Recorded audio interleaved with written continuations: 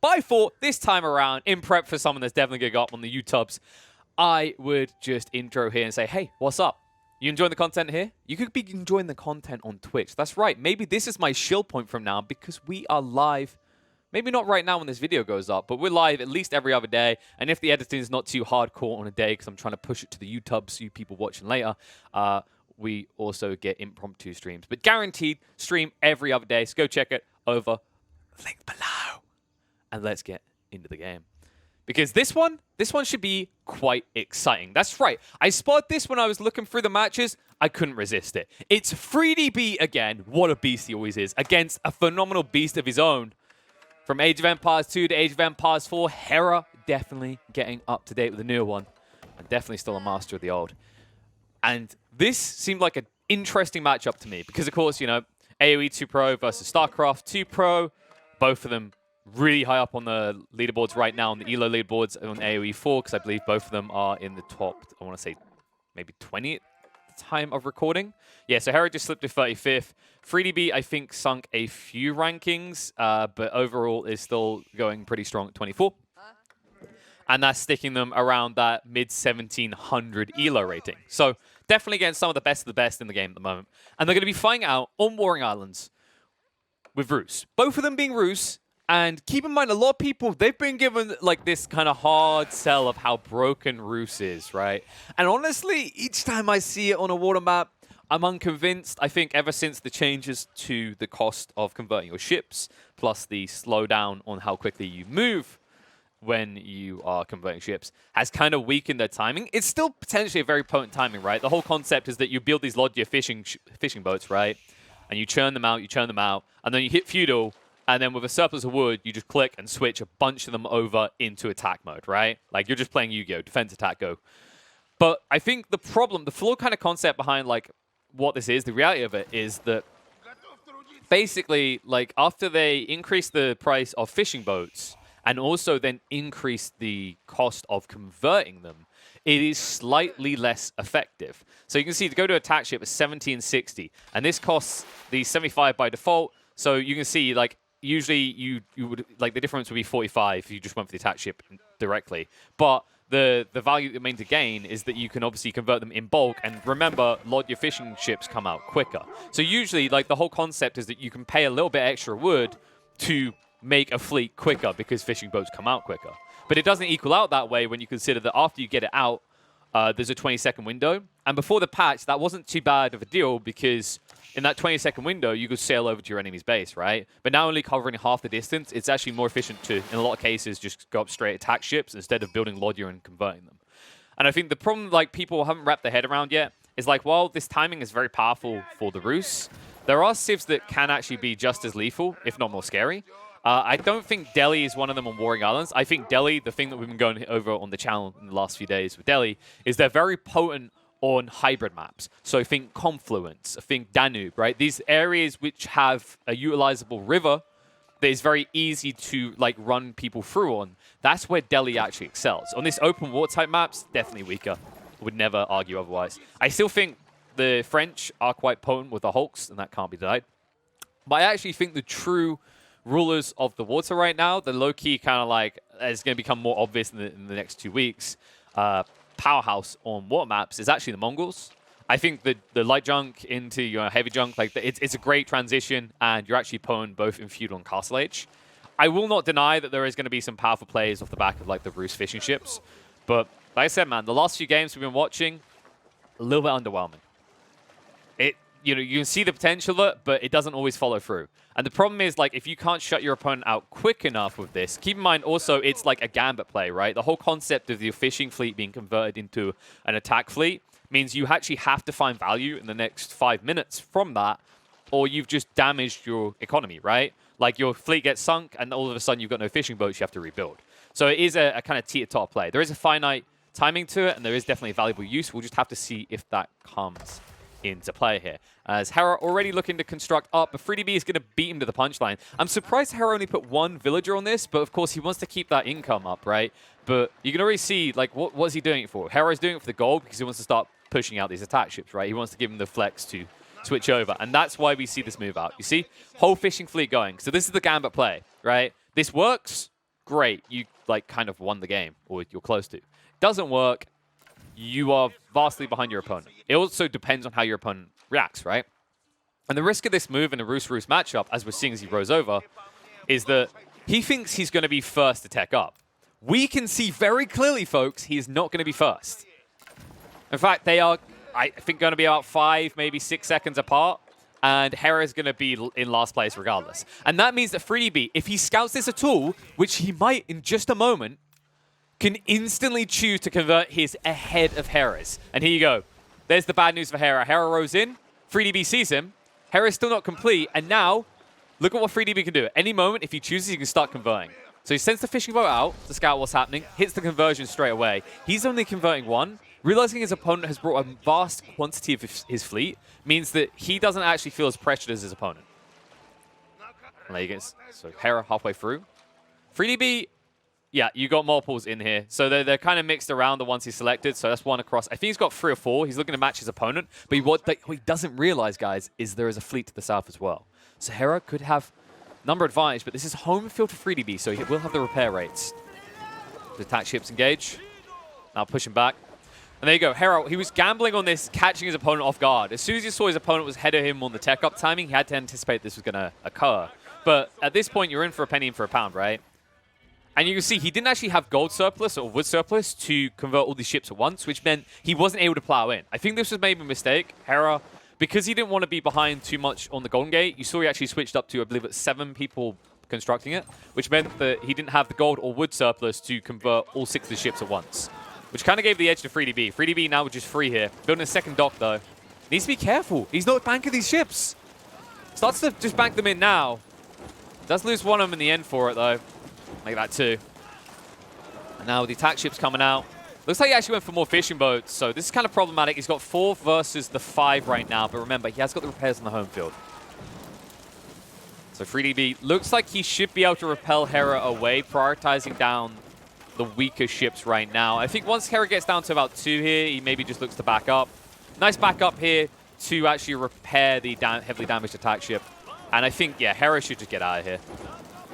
You kind of punished his economy a little bit, but the way this evens out is I don't think Hera necessarily ends up ahead, right? It's 1 eco difference, but I don't even know if I'd say FreeDB is that harmed by it, because keep in mind that while you stunned the fishing boats back at home a little bit, you convert your whole fleet. You had to rebuild it back here. You're going to be late to the second dock, which means you should be behind FreeDB in terms of production. And you can see he's just prioritizing attack ships. So I expect the same out of Hera. I don't really think Castle Age is the biggest priority for either of these. I mean, I say that Hera, with the amount of people he has in gold, he could look towards that.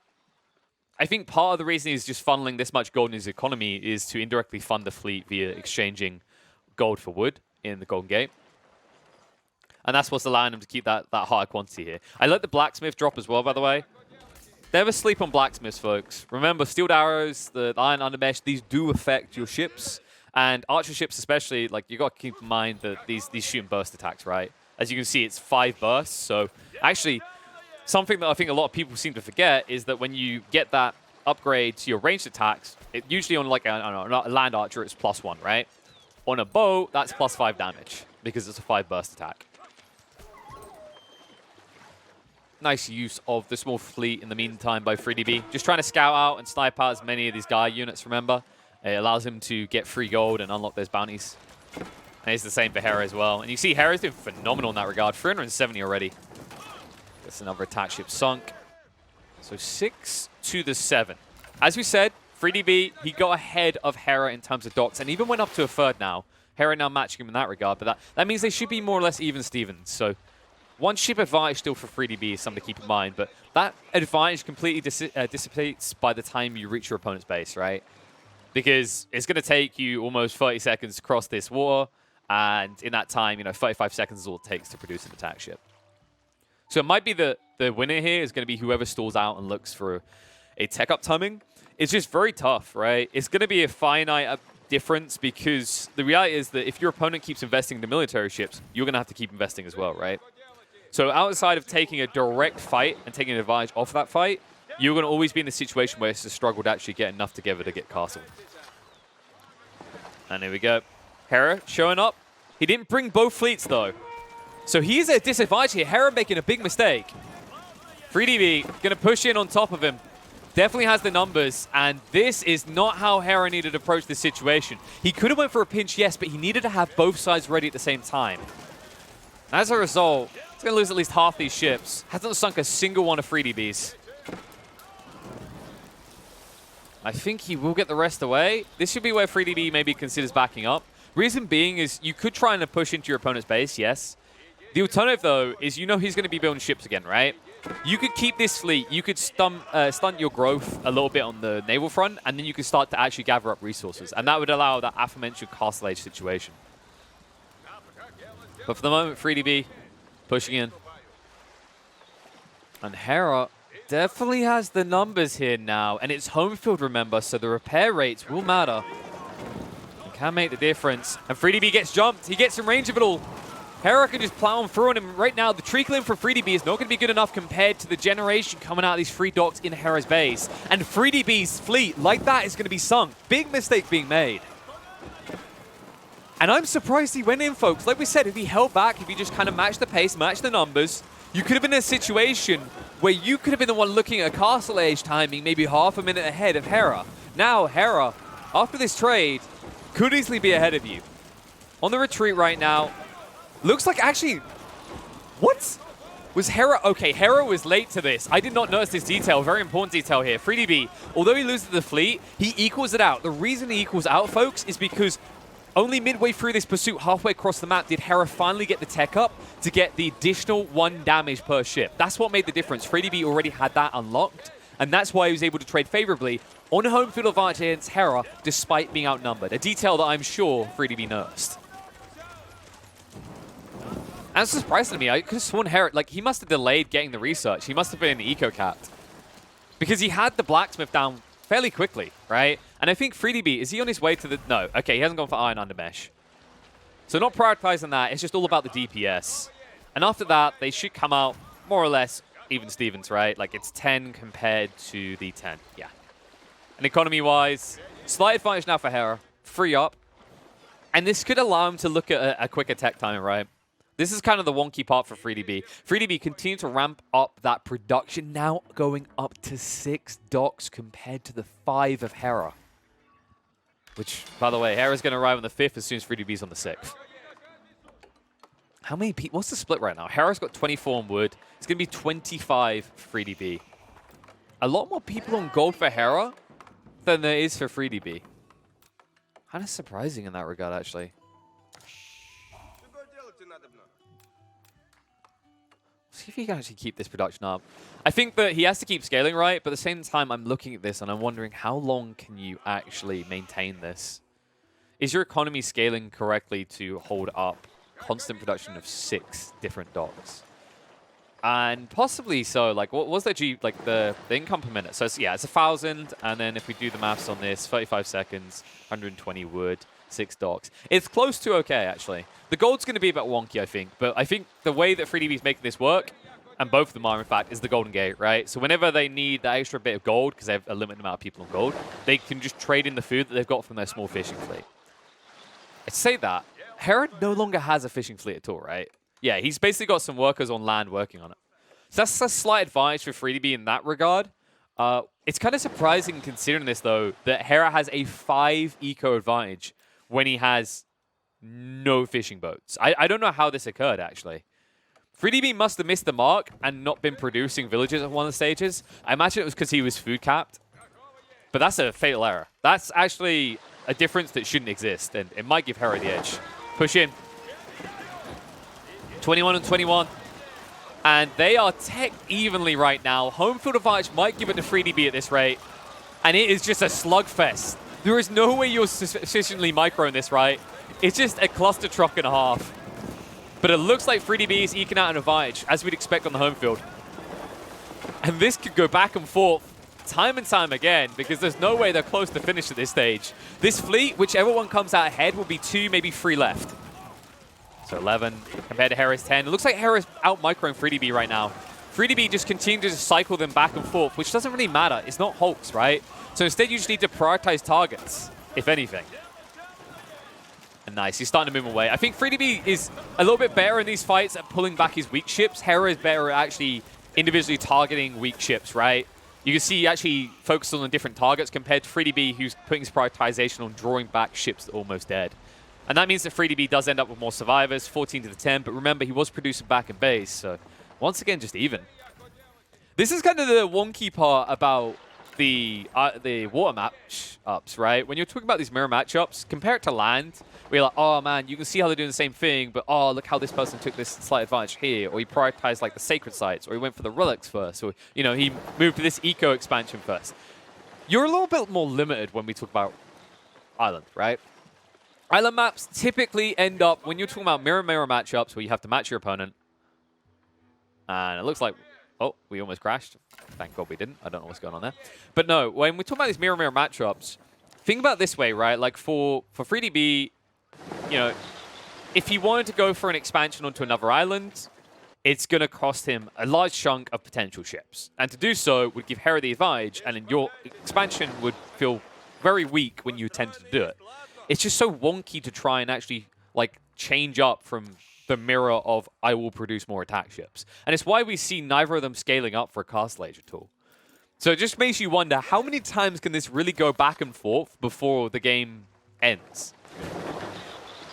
It just feels like it's one of those situations where instead of it just being a Monty Python meme of we'll call it a draw then, genuinely you feel like you just want to call it a draw. The only other player is like, you know, you could talk about Sacred Site victories, but how are you going to achieve that? Once again, you need Castle Age. So someone would have to seriously let up on the Lodger attack ship production to allow for this. I think the longer this goes, FreeDB should be able to eke out a slight advantage if you can continue to produce for these 6 docks. But as I said, Hera has the eco advantage, right? And you can see it's growing, now up to 7. FreeDB just seems to keep being... He constantly seems to be missing the resources to produce villages. And you can see he's not producing right now. Compare that to Hera, constant production. And this is going to make the difference long term. FreeDB goes in. Hera with the 21, FreeDB with the 25. He has the number advantage here. But how many will he have left at the end of this? That's the real question. Because once he does finish this fight, he needs enough healthy ships to push in. He needs to do some sort of damage to Hera's base. I just don't think he's going to have the numbers. And this is slowly but surely just going against FreeDB. I mean, the numbers in this fight look good. I'm just hesitant to see what's going to happen afterwards.